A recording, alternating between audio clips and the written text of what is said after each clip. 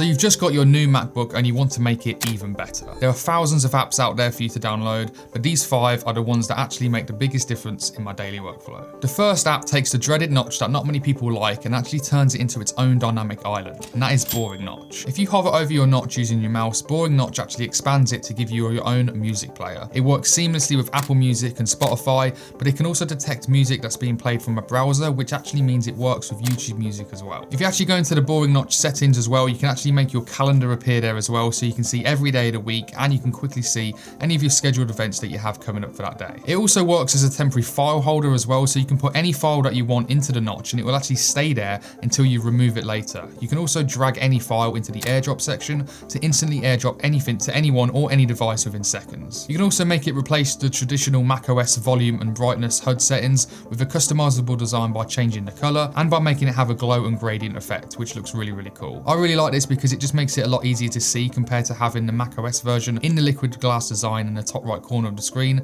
And again, it turns the notch into its own dynamic island, which is just really, really cool. And the best thing about Boring Notch, it's completely free and open source. I think you just need to go into the privacy settings and turn on allow access to be able to download it. The next must-have app is more of a hack to make you have any app that you actually want, and I absolutely love it, and that is Safari. For example, there isn't actually a native app for Netflix on the App Store, and Netflix doesn't allow you to download the app either on your Mac. So the only way you can actually go on Netflix on your MacBook is through a browser like Safari or Chrome. But if you actually go up to File and scroll down, there's a button called Add to Dock. This basically puts a shortcut to Netflix on your dock, and you can give it a custom name if you want, and it also has the icon of the website you're on, so when it is added to the dock, it literally looks like a native app from the App Store. This has made my dock look a little bit cluttered though, but I don't mind that because I've actually added Netflix, Studio Ninja, Milanote, YouTube Music, and so many other more website shortcuts to my dock. This hack literally turns any website that you can think of into its own app, which I think is pretty damn cool. If you're enjoying the videos so far and found the first 2 apps helpful, then it will be absolutely amazing if you could hit that subscribe button so you don't miss any videos like this in the future, and it also just really does help me out. The third app we're covering in today's video is an app that has been an absolute lifesaver for me over the last few years,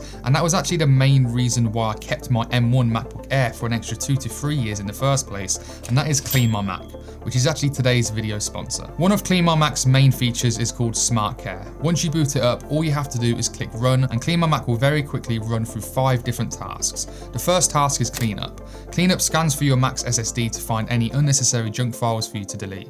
I did this the other day and found 6.5 gigabytes of junk file for me to clear within seconds. The second task is protection. CleanMyMac will then start scanning your device for a wide range of threats and vulnerabilities. Once it's actually done, it will move on to the third task, which is performance. This will then find any ways to help with the performance of your Mac, such as freeing up purgeable space and flushing DNS cache. It will then move on to the fourth task, which is applications. This will check if any of your other apps on your Mac have any updates that need to be updated. Finally, it then moves on to the last task, which is clutter. This scans through your SSD to find any duplicate files that can be deleted and save even more space for you. This process literally takes less than 5 minutes, and it's a great way to keep on top of things. You can go even deeper into each of these tasks and run them individually to find even more junk to clear and even more maintenance tasks to run.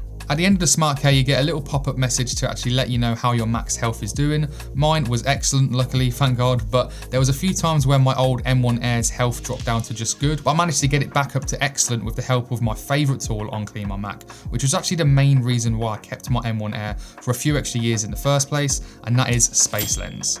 MacPaul recently reintroduced this feature into the new version of CleanMyMac just over a year ago, and I was so happy to see its return after they initially removed it when releasing the new version of CleanMyMac. I stupidly got 256 gigabytes of storage on my M1 Air, and that SSD filled up so quickly to the point sometimes where I'll only have about 2 to 3 gigabytes left free, and that was the biggest reason why my M1 Air slowed down so much. However, when you're looking in your storage settings to see what is actually taking up all this data, Apple just tells you it's called system data, and you actually have no idea what to delete and where it's located. This is where the Space Lens feature became my lifesaver. Space Lens breaks down your SSD in seconds, and it tells you exactly how much gigabyte is in each folder, so it is super fast to find any unnecessary large files or any random cache files that you didn't even know existed. The first time I actually used this, I think I saved about 60 gigabytes of data, and it really did feel like my M1 Air was brand new again. I check this every few months to always keep on top of my storage to make sure my Mac doesn't slow down. There is also a cloud cleanup cleanup feature that helps you organize all of your cloud data as well and save space. You can connect your iCloud, Google Drive, OneDrive, or Dropbox and start cleaning them up straight away. Outside of the app, you actually have a pop-up on your menu bar.